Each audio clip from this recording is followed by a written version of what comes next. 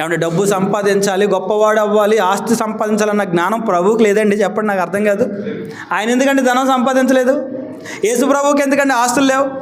మీరు చెప్పండి. యెరూషలేములో ఆయనకున్న ఎన్ని ఎకరాలు ఉన్నాయండి యేసు ప్రభుకి? యోదయ దేశంలో పుట్టాడు కదండి.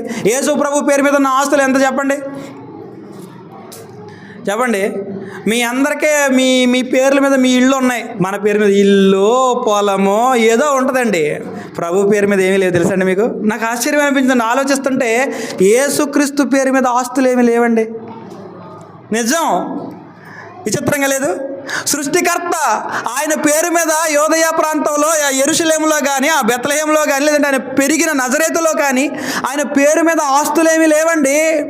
యేసు ప్రభు పేరు మీద ఆస్తులు లేవు, కానీ మన పేరు మీద మాత్రం ఆస్తుల కోసం తెగ ఆరాటపడిపోతుంటామండి మనం. అండ్ ఆస్తుల సంగతి తర్వాత, కనీసం తల వాల్చుకున్నటకు ఆయన ఏమి లేదు తెలుసు, ఆయనకి స్థలము లేదు.